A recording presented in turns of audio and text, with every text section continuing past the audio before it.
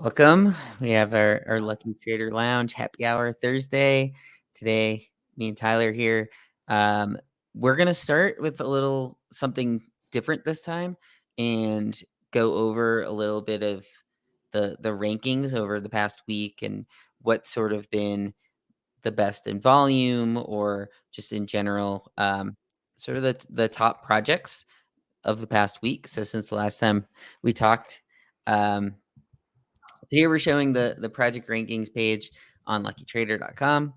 And some of these not really surprises to me. Obviously, you have like your Bored Ape Yacht Club is gonna almost always be up there. Azuki still up there strong. Clone X.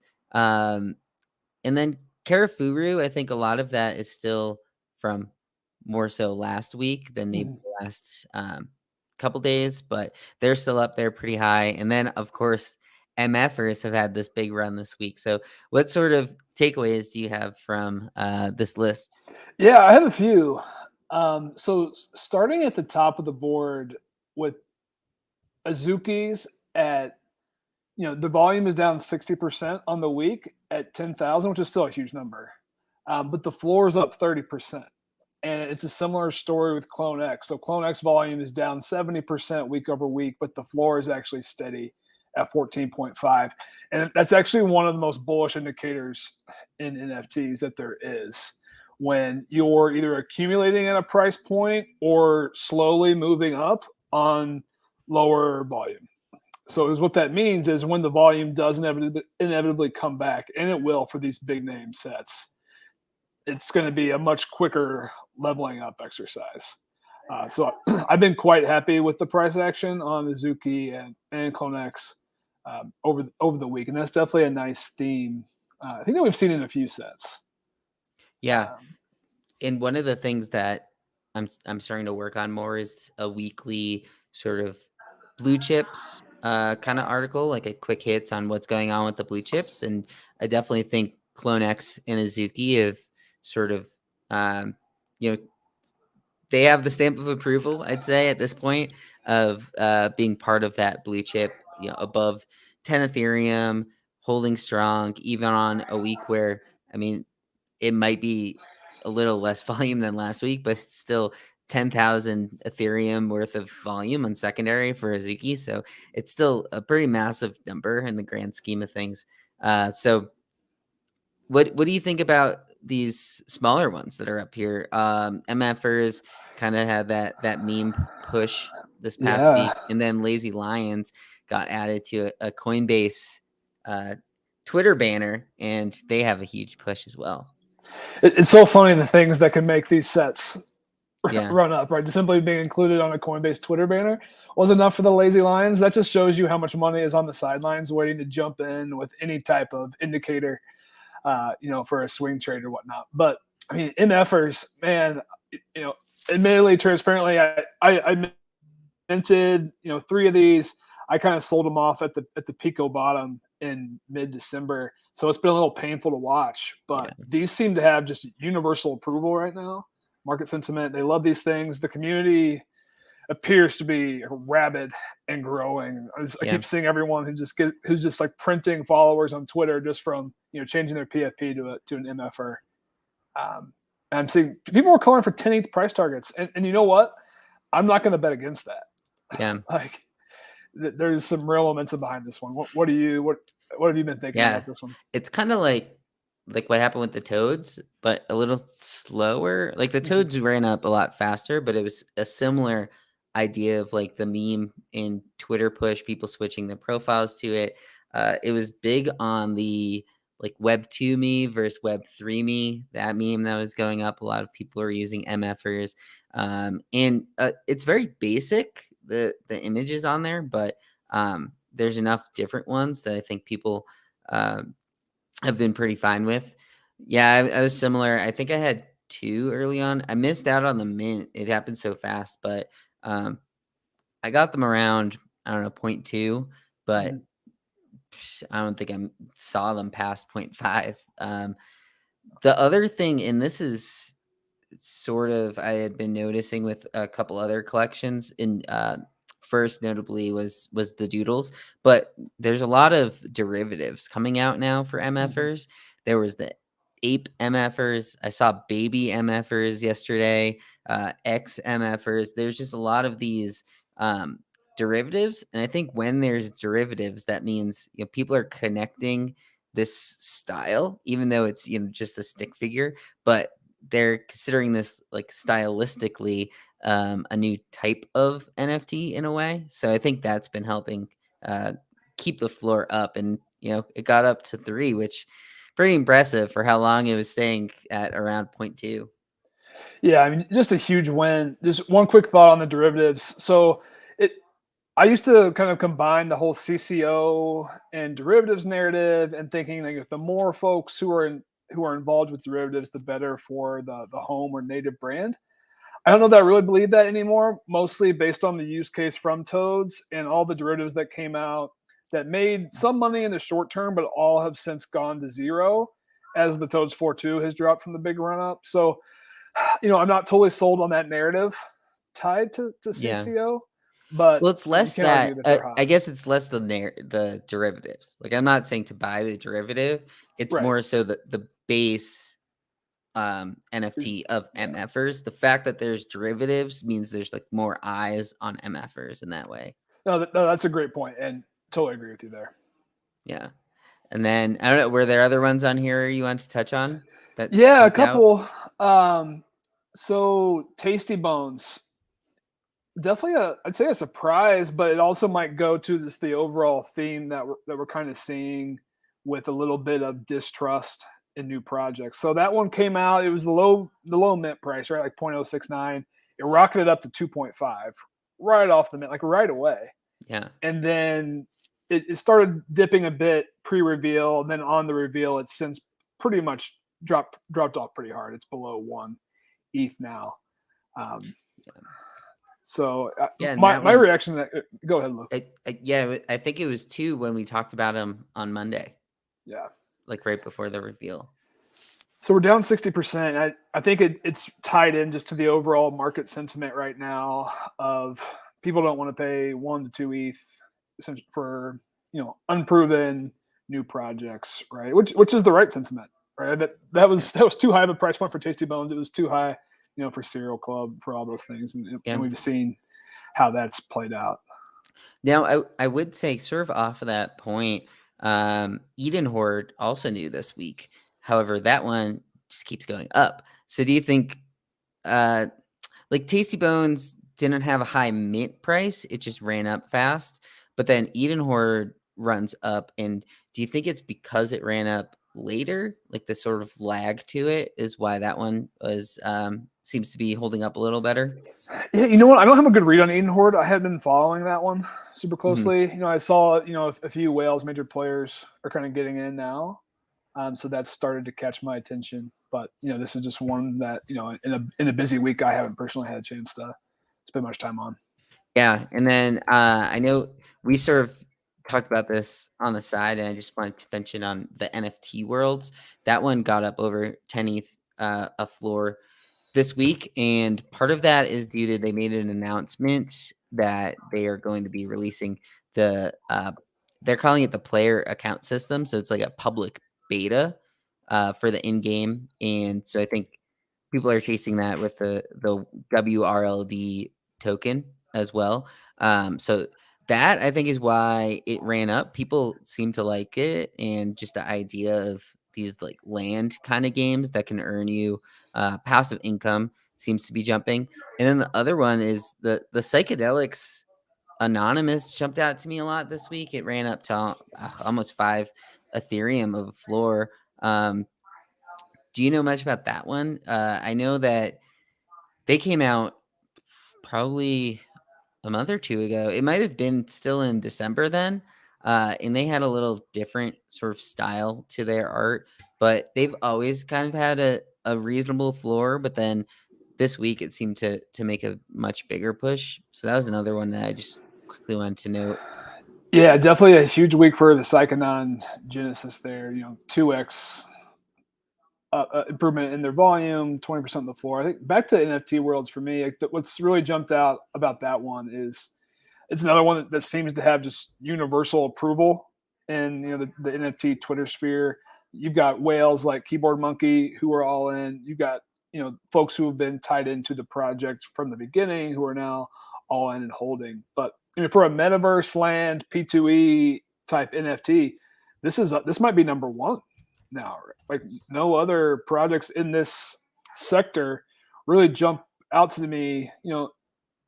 If you would include Neo Tokyo potentially in this, but I mean 11th floor and the world tokens at 33 cents. So it's certainly been a huge win for anyone And who's it's a stuck with us. 10,000 collection as well, which is big. I think like Treeverse, they're another one that probably fits that same like style. But obviously they're way cheaper as of now.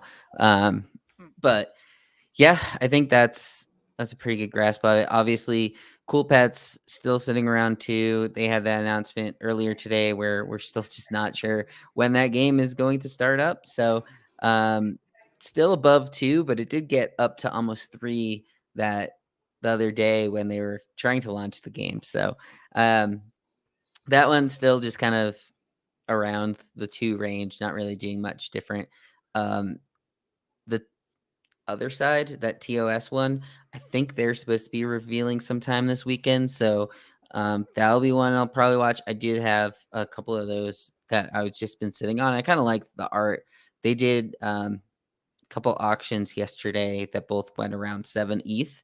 So not sure if that's a good or bad sign when the floor is 0.6. Like I don't know if you want more or less than that. I know we were talking earlier about with the Invisible Friends, they're doing an auction. And do you think when they do these sort of auctions before, that should be an indicator of the price of the floor and if you should be buying or selling maybe at those price points? It's a really interesting tactic to me, and it's kind of a newer one, right? Like I Yeah. don't recall this pre-release auction coming out. It's a bit of a risk, right? Because if the auction doesn't go high enough, does that already set a market for where the floor of the NFTs are? And if, for folks who may not be familiar with the Invisible Friends one, they are auctioning a 1-of-1 gold Invisible Friend along with 5 of the Invisible Friend NFTs from the main collection, which will be airdropped. So it's a 5+1. Given where the initial price projections are for Invisible Friends out of the gate, my gut is that's going to be a 60 ETH to 80 ETH plus, price point on that auction. But if it comes in much lower than that, you're facing potential risk of the floor dropping. Yeah. Do you think there's like a price? And I don't know if this is like a hard and fast rule or anything, but so for say the other side one, that was about 10x the floor. So should you be sort of expecting the floor based off of that auction? Or, well, in this case, you're getting more than one, so it might be a little different. But do you think that's how people should be looking at it?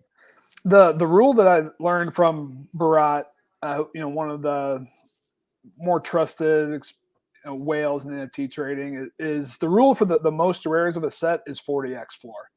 And if you can get the most exclusive rares for 40x or less, then it's a good buy. If it's above 40x, it's likely not Interesting. worth it. I've always thought, I guess I've never really like gotten other people's opinions, but I guess thought it was more like 20, 25 times. But I mean, 40 kind of makes sense too. And I know like a lot of when the doodles went off, there was like 250 or so for the rare stuff when the floor was around 10, 8 to 10. Maybe that's why I was thinking of it. But at the same time, like it's hard once the floor gets up that high. Like is the rarest Bored Ape, should that be 4,000 Ethereum? Some people might say yes, honestly. We did see that Punk sell for 8,000. So yeah, maybe that's about right. I just haven't really ever really been in the market to be buying the most rare ones, so I'm not like watching those prices too heavily. Yeah, not many people are. And just real quick on the Bored Apes, that one of the challenges with that set is there's not enough of the super rare, right? I think there's like 40 of the gold apes, so it's still a decently high high Right. number versus like Versus there's the thunk is like, 9 yeah. aliens. Yeah. So that's a part of it. Cool. Um, Yeah, let's get a little deeper into the invisible friends so while we're on that subject. So the big story, I guess, this week has been the NFT ethics account basically um, coming out and sort of outing these projects, especially the newer projects, and trying to warn people mostly and say this could be a rug, like this they have not a fully doxed team, and then they are essentially finding out who the leaders of these teams are and finding what previous projects they have been a part of and how they're kind of loosely calling them rugs, which annoys me to an extent. A lot of these aren't necessarily rugs; they're more of just a failed project in a way. So I don't know. You could take that a couple different ways. You could say, well, if this guy continues to have failed projects, then that might mean they don't have a long term vision. So it's not necessarily a rug, but is this the thing you should be in the serial club, like spending an Ethereum on? So, what's your sort of takeaway with the NFT ethics account? Like, are they doing good things or are they just making things worse? yeah, I'm trying to pull up the thread real quick from them. Here we are. Um, Serial Club, which is minting today, is a scam. Like right off the bat, it's a Yeah, scam. And then they talk about an association with Squiggles, and they talk about the mint price in the Dutch auction. And then they say the team is anonymous, right? So I posted about this on Twitter. So NFT ethics is so big right now. I think they've got a responsibility to do correct reporting and yeah, analysis. And there's just blatant falsities in this post. So the team is not completely anonymous. Two of the founders have public pages, public Instagrams that are easy to find from the Serial Club page. The association with Squiggles was pretty loose. I think there was a 10 whitelist giveaway.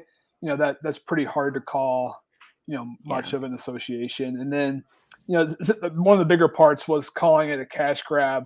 But I mean, a Dutch auction is a Dutch auction. The market chooses the price point, right? Azuki was a yeah. Dutch auction that minted out at 1. Was that a cash grab? People don't think so because the founders have proven themselves, right? So And it sold out right away, and people didn't complain about the price of it. with that being said, this thread did trigger me to do a deeper dive into the founders and the ones that are docs behind Serial Club, and from looking into them more and some of the previous projects that they were tied to, I did draw the conclusion that I wasn't as confident that they were going to be able to develop and build out the cereal brand. That would be a Mhm. multi-year effort to make this project successful, and that's why I stayed away. So did good come out of this? Absolutely. And most likely some folks probably got saved from getting wrecked. But at the same time, clearly NFT ethics has a lot of power right now.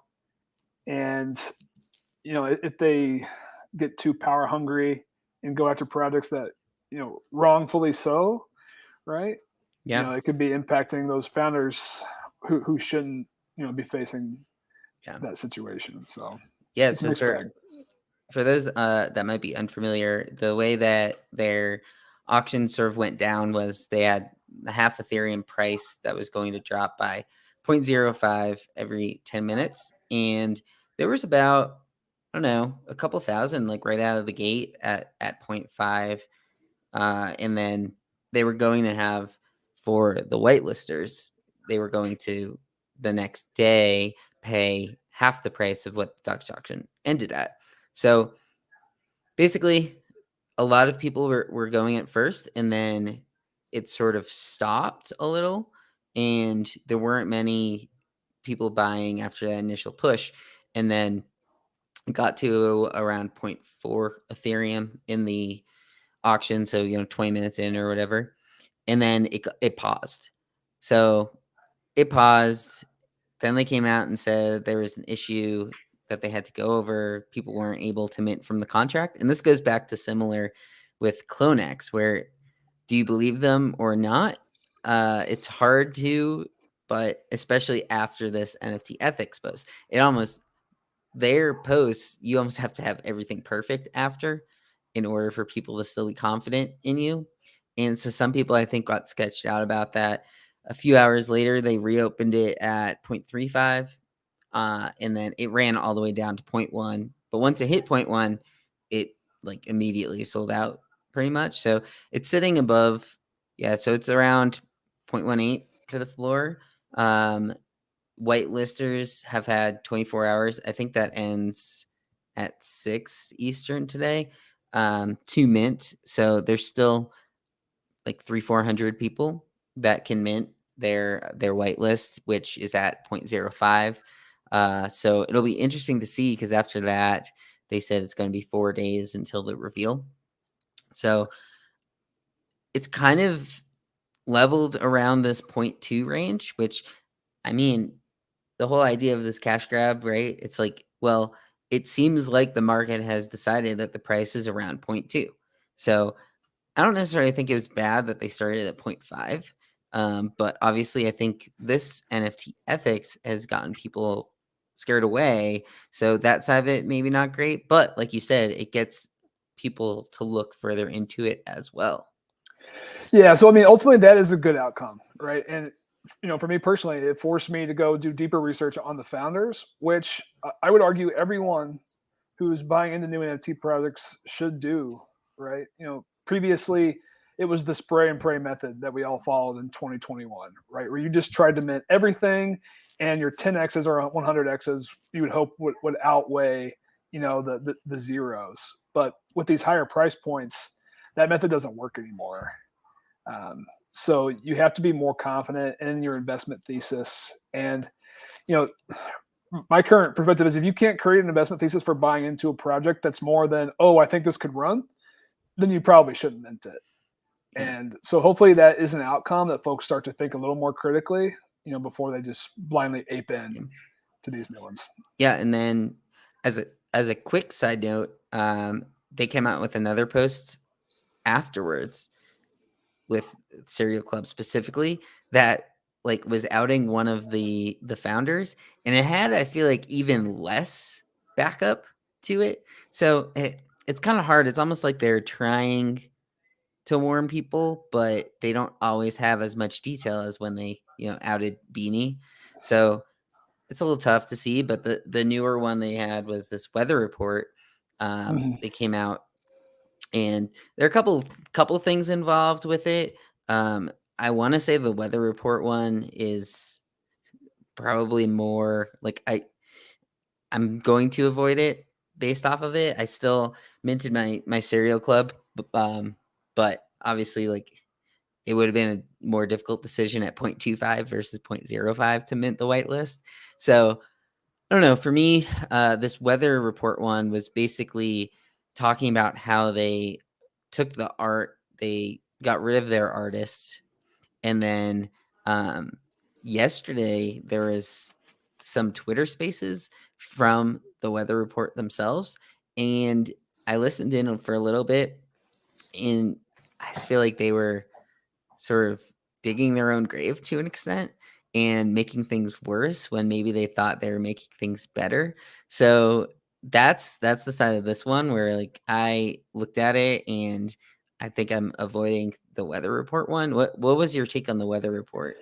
Yeah, and admittedly, I have a surface level understanding of weather report. I didn't join the spaces, and I didn't deep dive into the thread. But I think just listening to your reaction, right, is enough for me to stay away. Yeah. And talking to a few friends in NFT Discord, kind of we're aligned that kind of a new rule is if there's a one red flag, it's probably best That's just to enough. stay away. And if you joined a spaces and you weren't impressed with the founder's handling of the issue, that's a pretty big red flag. Like, Yeah. do you want to really give these guys your money? Can you click in on this one that you have up right now? So basically what they're saying is one of the guys, I think he's part of the team, not just a mod, was promising whitelist spots to people that unfollowed the old artist. And now the old artist is going to be starting his own NFT that I think people are going to I think it's gonna be one of those like comeback stories, and people are gonna go to that one. It's called like Dental Heads or something like that. They started the Twitter up yesterday. There's already about 10,000 followers to it. So I think people might be rallying with this other artist, which could be kind of cool to see. But I guess the overarching question now that I have is with these couple more recent ones that were basically slam dunks for people to mint if you asked them a week or two ago, and now they're not. So I think a lot of people are questioning some of these new mints. So the next step is maybe the most hyped project we've seen, Invisible Friends, is supposed to be dropping next week. So how much is this going to hurt that? Um, with or without a potential tweet from NFT Ethics on it? I think it's impacted. I think everything in the market is impacted at this point with respect to any new project that comes out with a high price point. And if any project can escape that FUD, for lack of a better term, right now, I think it could be Invisible Friends, just because they seem to have such a strong community, um, and just rabid kind of cult following behind Yeah. them, and the artist and the RCC. Um, but one thing, and we can get into this later on, but I was very surprised that the other RCC product floors tanked so hard after the snapshot. So there was a snapshot to be able to make the whitelist for Invisible Friends. At that point in time, it cost about 7.5 ETH to have enough of the RCC NFTs to qualify for the whitelist. So to me, I'm extrapolating that, and I'm thinking that people have already set the floor for Invisible Friends at 7.5. You can count on one hand the number of projects that have come out of the gate at 7.5, and the number of success stories is 0. Hmm. It's Yeah, mostly but just Mecca and Hape. Mecca and Hate probably, yeah. Because I think trying to think of the others, like even Karafuru got up to, but that was after reveal, that got to like 5.5, I think was its high. Azuki was sitting around 3, like CloneX sat around 3. Um Doodles, I think, was sitting at like 1.5 to 2 for a while. Mhm. But yeah, a lot of these, like, especially pre-reveal, don't really get up that high. And with all that said, I definitely think Invisible Friends is better than Mecca and Hate Prime. Yeah. And this artist has a huge following. This is definitely cool animated PFP art. Um, but we're also at a point in the market where people are expecting pretty serious utility for any project to hold a floor this high. Yeah. I don't know that what the utility of Invisible Friends and all that they might have planned for that project and its ecosystem, but it's Yeah. going to have to be a lot to hold that level of a floor, I think. Yeah, and I think, I have a little different take than yours. Is I don't think they're gonna come out the gate that high of a floor. I was thinking it was gonna be closer to like 4 or 5. A couple of reasons behind that, but one was I think this was more gamified on like scoring points based on how many you held. So I think that partially kept people from wanting to sell when it was that high because it was giving them the more likely chance kind of thing. So Chicago Spartan in the chat is saying it was a tough hold because he got 2 of the mood rollers at the 0.1 mint, and he also got the slim hit at 0.14. And I remember when they were that low, I think I had just a mood roller. I got that one minted.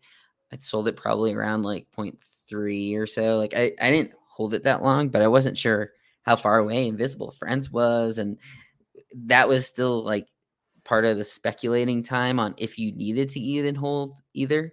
Um, but I do think part of the reason why the floor is what it's at now is people are expecting that you might need to hold them again for the next one or something to do with Invisible Friends, which I think that's a good way for them as a brand, the RCC, to be holding things together. Um, and then it did go down a lot. It's what, zero point 0.8 for each. So it's about 1.5 to 2, let's say, for them combined. Yeah, Yeah. 1.3 or so. Yep. Um, so I do think a lot of people did get in and have held since below these price points. So that might be why people were willing to sell at like 1 or so. Um, but I do think that they are like a decent community coming up to it that have been part of it for the past month and been talking about Invisible Friends and excited for it. And like you said, with the artists versus Mechaverse kind of came out of nowhere. Hape kind of came out of nowhere. So that's the part of it that I think they already have people that want this item and not just thinking of it as like this is the next 20 ETH floor because art is so good and not knowing anything. Yeah, I think you're spot on with that. I think it's this is. I didn't know anyone who was buying Hape, you know, Yeah. pre-reveal. Like I don't even know who that cohort of buyers was. If they all came from Instagram or a different part of the market. But I know a lot more folks who have been just trading NFTs and have gotten into RCC and Um, following Magnuson. So I do think it's a little bit more organic, and the hype has been building for a long time. And I think to your point of the Slim Hoods and the Mid Rollers floor holding up, the artist has already teased this new project, Garbage Friends, um, which along with the idea that you'll need to be holding the other projects, which is really smart, right? And it's definitely, I think, the primary factor uh, in keeping the floors of those other two projects where they are yeah. versus lower. It's kind of the treasure sort of style where they're rewarding you for holding the OG stuff before. Now I think all of them.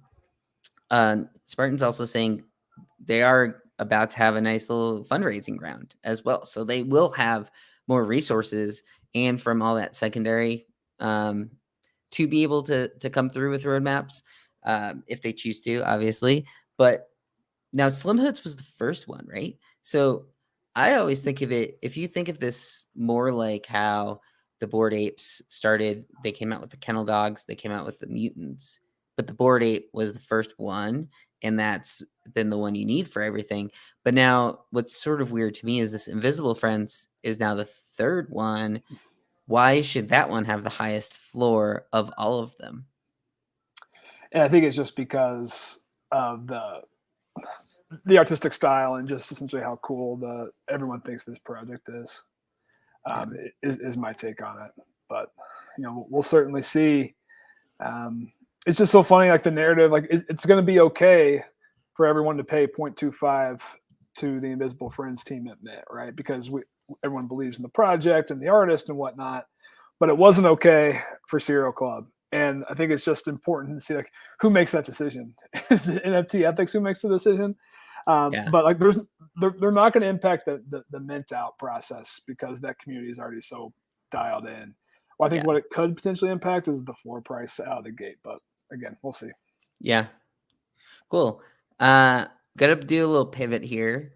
And the other big story. So Invisible Friends next week on Tuesday, I think it is, right? Mhm. The 23rd is when the 22nd is Tuesday. So Wednesday, the 23rd is when we're Right. expecting those for the drop. So next Thursday, when we come back here, we'll be able to talk and be able to see after effects, assuming it doesn't get delayed. It seems like everything gets delayed now, but yeah, so we'll be talking about that again on Monday on the specific dynamics of the drop, and there's a lot of stuff dropping next week, but this has been pretty hyped for a while, so I think this still is going to be the biggest one.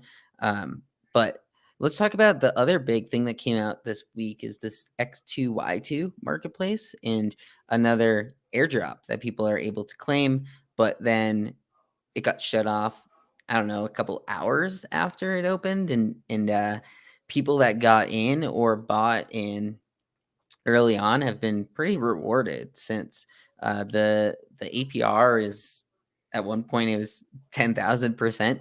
I know where people were basically getting like 1% per hour, right? Is that what it was? As Um, high as 2% per hour. yeah, so that was pretty crazy. So let's go over this a little bit. I wasn't able to claim when it dropped beforehand, and I didn't buy in. Um, people were talking about it like all excited at $1.20, $1.50, and then next thing I look, it's over $3. So what's sort of the initial takeaway from this new marketplace? There's a decent amount to unpack. I think just for starters, so it's it's an OpenSea vampire attack. It's a new marketplace. I think that the differentiating feature for X2Y2 is their bulk listing capability. So for anyone who does a lot of heavy minting or heavy buying to do quick trading, you'll know there's really not an easy way to bulk list NFTs right now. There's a few technologies out there, but it's been a struggle, at least for me. So I felt like that was a nice feature. So I'm actually going to show it because I think it's a pretty cool UI. So right now I'm just kind of showing what a view of the items in your wallet can be, and they have a view where you can compare the OpenSea price versus the X2Y2 price. But let's say I want to do a bulk listing of all my lost souls. All you have to do is just go in here and just like type your price point. Say I want to do 0.5 for all of them. You just literally just go down the list and just input them all. Just easy data entry, and then you click the list button, and it lists all of them all in one transaction. You do have to do a gas transaction to approve the collections to go ahead and use that functionality. But then you can also choose to revoke them after that. So I just wanted to give a quick preview. I do like their bulk listing feature. I think what's also interesting about this is a little bit of the narrative or the voice, the theme of this group, that they are kind of attaching themselves to this rebel narrative. I've been picking up on that over the last 24 to 48 hours. They partnered with like a Rude Kids project. All of their Twitter posts are addressed to the rebels. So it feels like that's a part of the overall kind of story behind this one.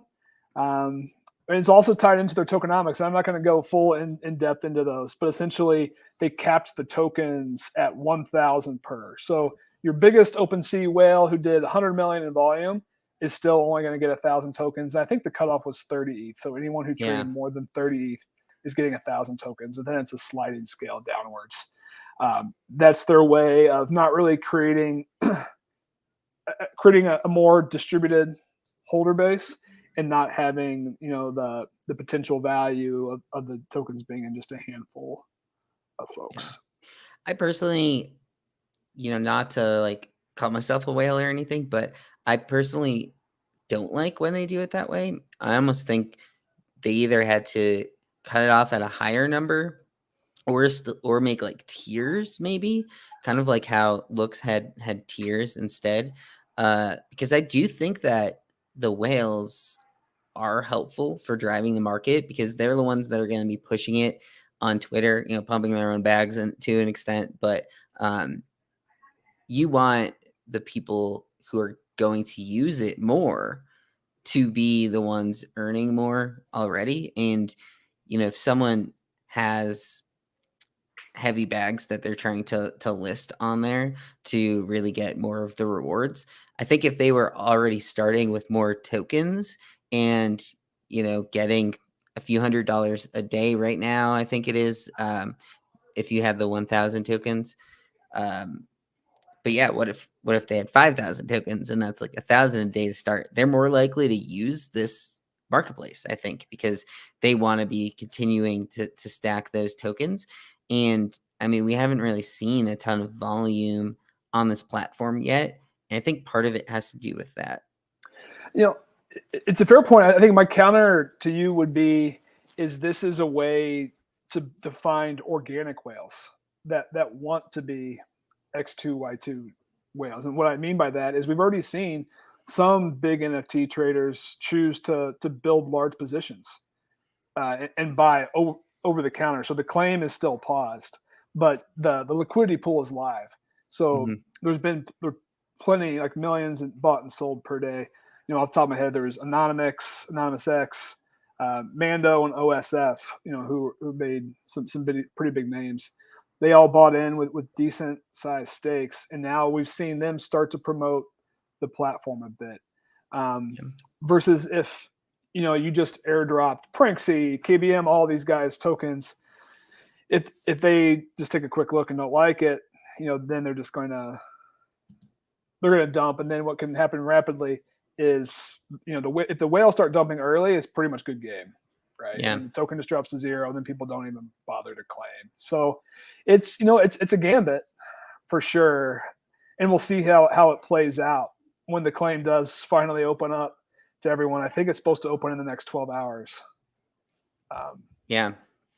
So probably, I don't know, expect maybe tomorrow morning or so for this new claim period, which, man, people might riot if it happens like 3 a.m. or something.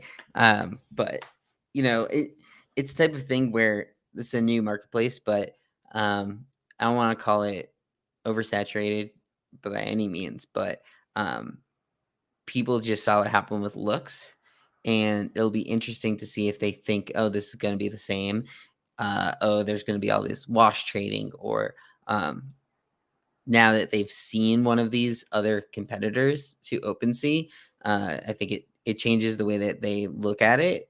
But also, people were earning a decent amount of looks for a while, so as long as this APR still holds up, like, you could still see people wanting to be staking it for a little bit, trying things out. Like you mentioned, that's a pretty cool feature on if you're able to list and get rewards, even if you're not selling, and then being able to bulk list, which is something that we have that on the Lucky Trader extension, but it's not one transaction, as you mentioned, is happening on X2Y2. So I think people are going to be interested in just claiming and saying, oh, this is worth 1 Ethereum right now, I'm going to just take that.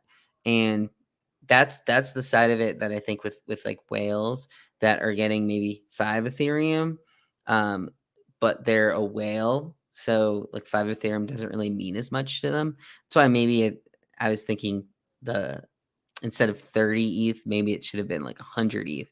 I'm not sure if it was a high enough number, because there's a lot of people that aren't overly active that could probably still have accumulated 30 ETH of trading volume over the past year, just because of how crazy of a year it was. So I'm not sure. Yeah.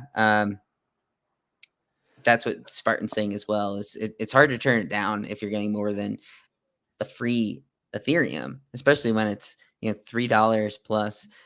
When it first came out and it was like $1.20, I think if you have 1,000, you're less likely to do that, because just paying the Ethereum fees, you might only get like 600-700 after swapping it and all that sort of thing. So it'll be interesting to see tomorrow when that hops out. Yeah, I think Chicago Spartan represents a large percent of the population, and I do think we'll see a lot of sell pressure when it opens up. But I would encourage folks, I don't care if folks use this platform or not, and I don't have any financial stake in this, other than just the airdrop claims that everyone has. Yeah. But check out the NFT listing feature. I mean, you can get tokens per day simply by listing your NFTs. And there's an algorithm behind it. You get more tokens if you list hotter collections at more attractive pricing. So, for example, if you list all of your, trying to think of if you list your slim hoods that are 0.8 at 800 ETH, right, you may not get many tokens for that. But if you list them at a more attractive price closer to floor, then you'll be in better consideration for the tokens. Yeah. And day one, it's a big part of the tokenomics. 45% of the supply in the next 2 years is going to be distributed to NFT listers. Yeah.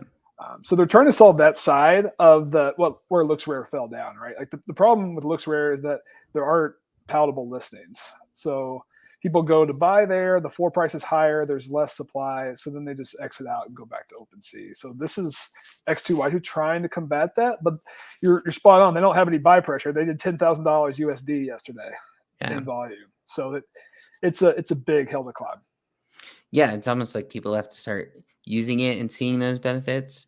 The free claim, a lot of people probably will sell it. And, you know, when there's moments like this, like I would say now is probably not a good time to buy into the token, but you know, a day from now might be a good time to buy in because that's when people are just claiming and selling right away. It has a lot of that sell pressure, and then you could buy in then if you would want to, or just sort of hold those tokens. But I do think it's cool that they also have in there like the OpenSea floor, and if you have an OpenSea listing, so that's that competitive nature of it. It's almost like why not just list on there? If you're gonna list it anyway, list it in both places, list it on all three places, put it on Looks Rare as well if you want. Um, Obviously, people are still using OpenSea. They go to check prices. That's the first thing they're going to check. But when OpenSea is down, you're going to want to look at a different place. And here, it's almost like maybe they shouldn't be marketed as the OpenSea killer, and maybe they market themselves as the Looks Rare killer instead. Yeah, I mean that's not a bad idea, and we've seen the Looks Rare token dump pretty hard Yeah, since this was announced. But that aside, I think another takeaway is just the need for aggregators, right? Something I like about this platform is it shows me my OpenSea listing and the X2Y2 listing, and I haven't done much shopping yet. But if it does the same thing for those who are exploring and looking through collections, that's pretty nice. And then if it went a step further and also showed the Looks Rare price, right? Then now we have three competitors, and me as a user, if I'm able to find the best price, that's a nice feature. yeah. So I think we'll start to see that'll be something that comes out in 2022. Yeah. Yeah, that's been big. I know gem.xyz has been pushing for that sort of aggregator tool, and it is good because people want to, shop for the best price. The other thing, I'm not sure if I don't think you mentioned it, but the 2% market fee here um, looks rare as well. Like people when they're coming out with these new marketplaces are giving a lower fee than the OpenSea fee, and that's another reason why to move towards these. And on looks where some of those, I know with Cool Cats, it was the difference of like 2%, and when these collections are over 10 ETH, like it does add up the amount that you're paying in fees. So that's also nice to see is that they have the lower market fee. A lot of the creator royalties are lower as well, at least from what I've seen. But just the feature of listing, like it can't hurt to list if you're already going to list it anyway. Or like you said, if it's a lot of these projects that are zero point zero 0.01 floor, no one's really buying them anyway, just list them on here if you're okay with them going at 0.01. But also, like you said, don't list them at a crazy high price just to try to get that listing feature because you're not going to get that many rewards. Spot on. Cool. So, yeah, that's basically what we want to get over today. And Monday we're gonna come back and we'll talk a little about the Invisible Friends drop. Snoop Dogg is coming out with a drop on Sandbox next week. There's Star Catchers next week. Is another one that's kind of big. It'll be interesting to see what type of info we get over the weekend, especially with the way NFT ethics seems like they're trying to put something out every day now. And we'll see which ones they target. There's a lot of different random drops next week, especially with the 2/22/22 date. Seems like a lot of projects are trying to target that day on Tuesday to do drops. So it'll be interesting to see. But yeah, we'll be back here on Monday to go over the look ahead, and that's going to be more towards instead of talking about just general market overview, macro stuff. That's going to be more of a what's coming up this week, what's minting. So check out that on Monday, and we'll catch you guys next week.